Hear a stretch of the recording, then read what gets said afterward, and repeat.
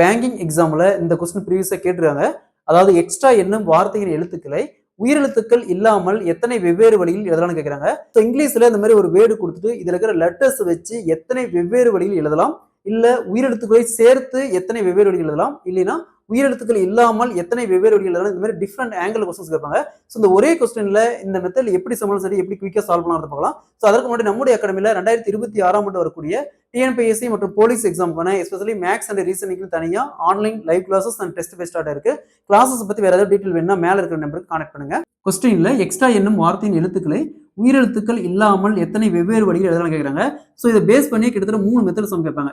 எப்படின்னா first type பாருங்க, இந்த எக்ஸ்ட்ரா மட்டும் இந்த மாதிரி ஒரு வேர்டு கொடுத்துட்டு இதுல இருக்கிற லெட்டர் மட்டும் வச்சு எத்தனை வெவ்வேறு வழியில், அதாவது இங்க உயிரெழுத்து எதுவும் சொல்லாம எத்தனை வெவ்வேறு வழியில் ஒழுங்குபடுத்தலாம் கேட்பாங்க. அப்படி கேட்டாங்களா டைரக்டா எத்தனை லெட்டர் கொண்டு பண்ணுங்க, 1 2 3 4 5. ஸோ 5 லெட்டர் இருக்குது. அப்ப 5 ஃபேக்டோரியல். நெக்ஸ்ட் ஏதாவது வந்த லெட்டர் ரிப்பீட்டா வருதுன்னு பாருங்க. இப்போ இ எக்ஸாம்பிளுக்கு இ இங்க வந்துச்சுன்னா இங்க ஒரு இடத்துல வரணும். அந்த மாதிரி எதுவும் வரல, எல்லாமே சிங்கிளா தான் இருக்கு.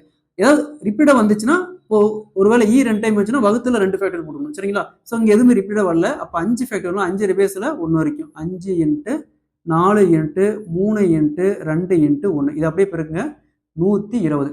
அப்ப எக்ஸ்ட்ரா என்னும் வார்த்தையின் எழுத்துக்களை மொத்தம் 120 வெவ்வேறு வழியில் எழுதலாம், சரிங்களா? இது ஃபர்ஸ்ட் டைப் கொஸ்டின்.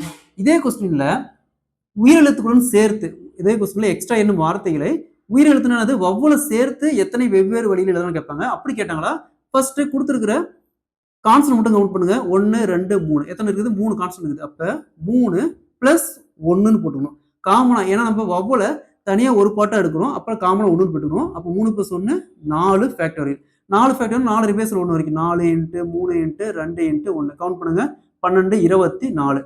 நெக்ஸ்ட் இருக்கிற வவ்வல் மட்டும் பாருங்க, என்னது? இ ரெண்டுமே வவ்வல். அப்ப 2 எழுத்து இருக்குது. அப்ப 2 ஃபேக்டோரியல் 2 ஃபேக்டோரியல் 2 ரிவேர்ஸ்ல 1 வரைக்கும் 2 இன்ட்டு 1 ஈக்குவல் டு 2. ஸோ இங்க என்ன கண்டுபிடிச்ச கான்ஸ்டன்ட் 24. இங்க ஒரு 2. அப்ப 24 இன்ட்டு 2 ஈக்குவல் டு 48.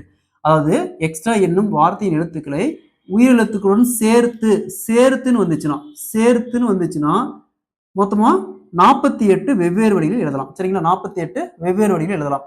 இங்க என்ன சொல்றாங்க? உயிரெழுத்துக்கள் இல்லாமல் சொல்றாங்க.